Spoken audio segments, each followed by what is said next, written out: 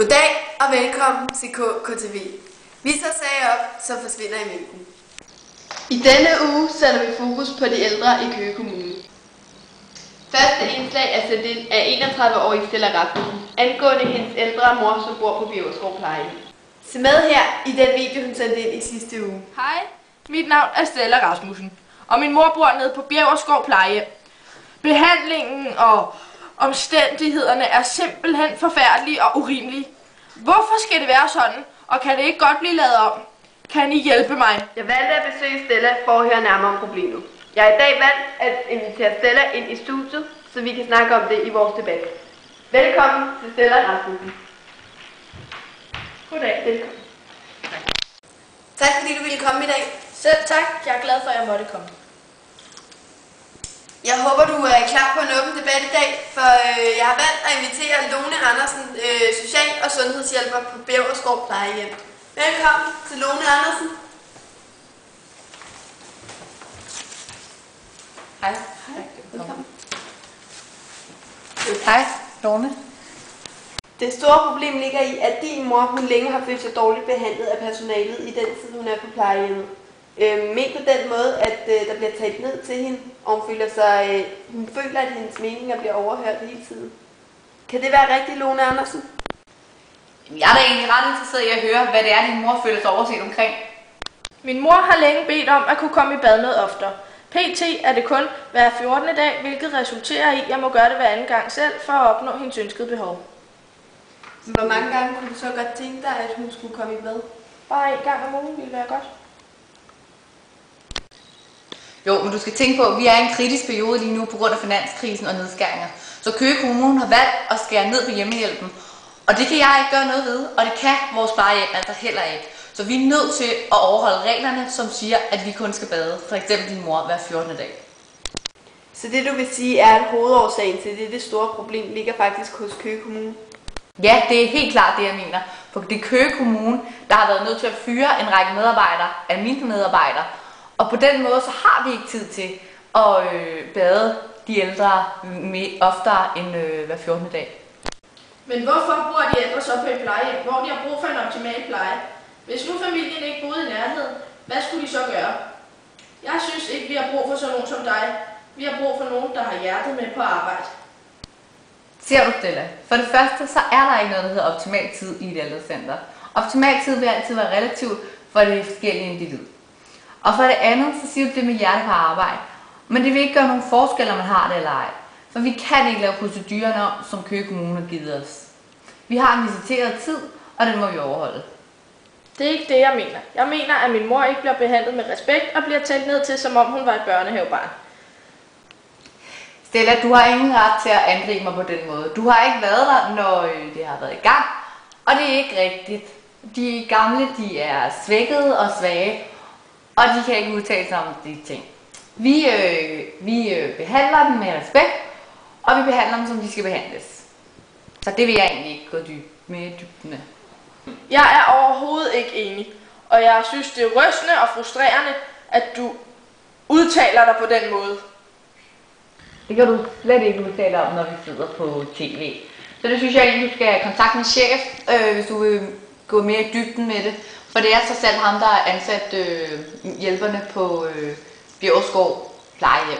Så snakker min chef, for det vedrører egentlig ikke mig.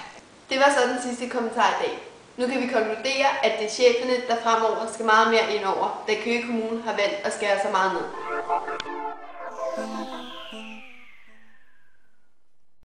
Vi har i denne uge modtaget et læserbrev, som også omhandler de ældre i Køge Kommune. Det vil jeg læse op for jer nu. Hej KKTV. Jeg er lige blevet pensioneret, og jeg har gået og spekuleret længe på, hvad man dog skal bruge al sin tid på som pensionist, nu hvor jeg ikke arbejder dagen lang mere. Jeg kunne godt tænke mig at deltage i nogle fællesarrangementer med andre jævnaldrende. Jeg skriver ind til jer i håb om, at I kunne undersøge, hvad sådan en som jeg skal lave.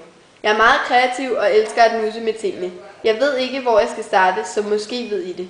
Mange hilsner i håb om, at I tager mit problem op inden længe. Margrethe. Derfor fik jeg min journalist til at gå ud og undersøge, hvad man kan lave som ældre i Køge Kommune.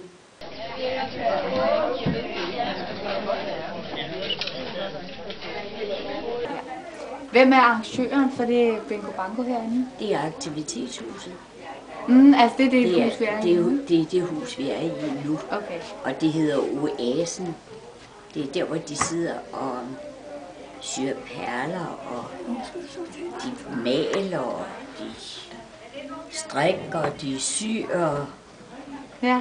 og laver perlekranse. De laver alt muligt, og laver kort blandt andet. Meget fine kort. Tredimensionelle. Ja. Og ja, der bliver broderet, der bliver syet til både til unge og gamle. Er du nogle gange også med til de arrangementer der, hvor I laver perlesæder? Det er jeg ikke med i. Okay. Jeg er faktisk kun med i det der bankospillet nu. Men så har jeg haft dans over i morgen. Har du gået dans? Ja. Hvad er det for noget dans? Det er seniordans. Det har vi om onsdagen herovre. Ja. Hvor tit er der Bingo Bango? Det er der hver 14. dag. Er det så hver 14. torsdag, eller hver anden torsdag? Ja. Ja. Okay. Det er det. Ved du om Køge Kommune har været ind over de her arrangementer? Nej, Det har de det har de ikke. Nej, Okay. det er noget, vi selv arrangerer her. Ja. Så det er kun her i Borup-området, at de må deltage i sådan her? Nej, hvis der kommer nogen fra Køge, så får de lov at deltage. Okay. For vi er jo Køge Kommune. Præcis, det er det, jeg tænker, ja. Ja, men ellers så er de velkomne alle sammen. Vi er ikke sådan, så Køge holder også udenfor, men vi holder ikke Køge udenfor, hvis du forstår, hvad jeg mener. Jeg forstår, hvad du mener, ja. Betaler I sig selv noget til alle de arrangementer? Vi betaler pladerne herinde. De koster 7 kroner stykket, og 3 for 20.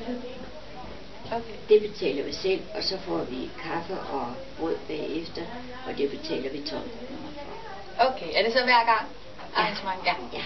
Okay. Hvad så, nu ved jeg ikke, hvor du bor, men transporten, bliver det betalt? Jeg bor herovre, så det er ikke så slemt. Okay. Nej, transport, det skal de selv betale. Ja. Hvordan kan man så melde sig til de her arrangementer? Der står som regel, enten skal man melde sig til aktivitetshuset, og det er vores leder herhenne inde i, der tager imod der. Og så har vi jo en forening her, der hedder Aktivisterne. Det er nogen, der kommer og hjælper for alt, hvad der foregår herovre. Det er på frivillig basis. Ja. Nu er der 3 eller 4, der er som frivillige i dag. Og om mandagen er der en enkelt. Om tirsdagen er der 2.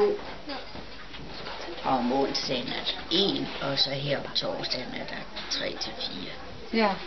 Ja, jeg tror, det var det. Du skal have tak, fordi at, Ja, du ville velbekomme. interviewe. Det var så alt for denne gang. Se med i næste uge på KTV.